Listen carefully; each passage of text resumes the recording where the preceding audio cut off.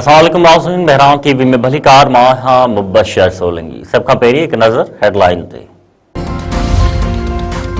Peoples party chairman Bilawal Bhutto Zardari चयो आहे त सिंध पाकिस्तान सां गॾु हुई ऐं हमेशह रहंदी। पाकिस्तान पंहिंजी ख़ुद मुख़्तियारी जी हिफ़ाज़त करणु ॼाणे थो। पाकिस्तान आलमी सतह ते पंहिंजो मक़ाम हासिल करे चुको। अवाम मुतहद रहे त पाकिस्तान कॾहिं बि नाकाम न थींदो। फ़ौज मुल्क जी हिफ़ाज़त लाइ ॾींहुं राति मसरूफ़ आहे। पेटारो कैडेट कॉलेज जामशोरो में योम वालिदैन जी तक़रीब खे ख़िताब कंदे बिलावल भुट्टो ज़रदारी वधीक चयो आहे त नौजवान असांजो मुस्तक़बिल आहिनि। कैडेट कॉलेज पेटारो जो नौजवाननि जे किरदार साज़ी में अहम किरदार आहे। तालीम जे मयार खे बहितरीन बणाइण असांजी पहिरीं तरजीह आहे। फील्ड मार्शल सैयद आसिम मुनीर पारां सऊदी अरब जो सरकारी दौरो।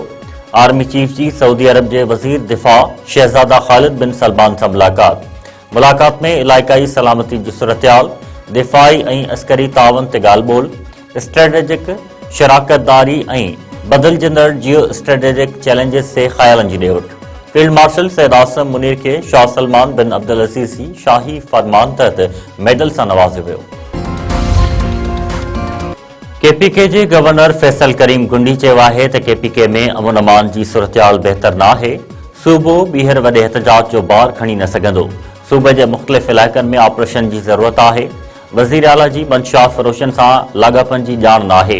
मीडिया सां ॻाल्हाईंदे फैसल करीम गुंडी वधीक चयो आहे त अहिड़ा बयान न ॾियणु घुरिजनि जिन ते बाद में माफ़ी वठणी पवे।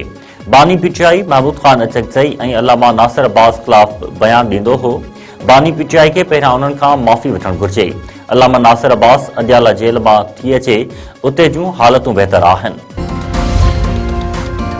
वज़ीर आज़म पारां अंडर-19 एशिया कप जी फातिह पाकिस्तानी टीम जे मान में आचियाणो। वफ़ाक़ी वज़ीर, काबीना जा मेंबर, पीसीबी चेयरमैन ऐं ॿिया आला अमलदार शरीक। अंडर-19 एशिया कप जे फाइनल में पाकिस्तानी टीम भारत खे शिकस्त ॾेई फतह माणी।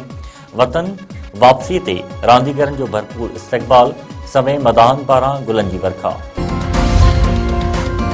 इस्लामाबाद जे मुख़्तलिफ़ इलाइक़नि में किथे हल्की किथे तेज़ बरसात, थधि में इज़ाफ़ो। एबटाबाद ऐं गिलियाद शहर जे मुख़्तलिफ़ हंधनि ते वक़्फ़े सां बसकारो। नीलम वादी वारनि हेठनि इलाइक़नि में बि बादल बरसी पिया। बाबूसर टॉप ऐं ॿियनि पहाड़ी इलाइक़नि में बि बर्फ़बारी। खानपुर महर वेझो धुरियुनि में पुराणे संगावती तकरार तां झेड़ो, 3 ॼणा क़त्ल। लुंडी टोड़े वारे इलाइक़े में पिताफ़ी बिरादरी जी धुरियुनि में झेड़ो, हिक ॿिए मथां हथियारनि जा मुंहं खोले छॾिया। फायरिंग में हिक धुर जा हज़ूर बख़्श पिताफ़ी, दोदो पिताफ़ी ऐं असगर पिताफ़ी मारिजी विया। 3 ॼणा ज़ख़्मी। वाक़िअबाद इलाइक़े में छिकताण वारी सूरतहाल।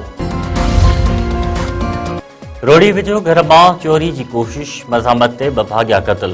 दुबर थाणे जी हद ॻोठ डिप्टी सावत में घर मां चौपायो माल चोरी करण जी कोशिश दौरान भाॻिया सुजाग थी पिया। मज़ामत ते चोरनि फायरिंग करे घर धणी मुख़्तियार ऐं अब्दुल शकूर सावंत खे क़त्ल करे छॾियो। हिकु ॼणो ज़ख़्मी। पुलिस जे पहुचण ते मुक़ाबिलो। फायरिंग जी ॾेवट में हिकु मुबैना चोर मारिजी वियो। पुलिस मूजिबि मारिजी वियल चोर जी सुञाणप आज़ाद जागीरानी तौर थी आहे। कोटली वेझो रोड हादसो, नींगरी फौत, 5 औरतुनि समेत 8 ॼणा ज़ख़्मी। बोलाड़ी वटि 2 कारुनि में आमो साम्हूं टक्कर, 6 वरनि जी तबसुम बबर मौक़े ते फौत थी वई।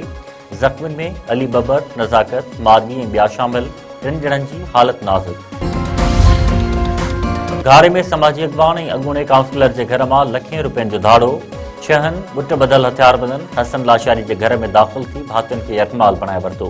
हथियारबंद 4 लख रुपया रोक रक़म, 3000 अमरीकी डॉलर, 20 तोला सोन ऐं 5 मोबाइल फ़ोनूं फुर करे फ़रार थी विया।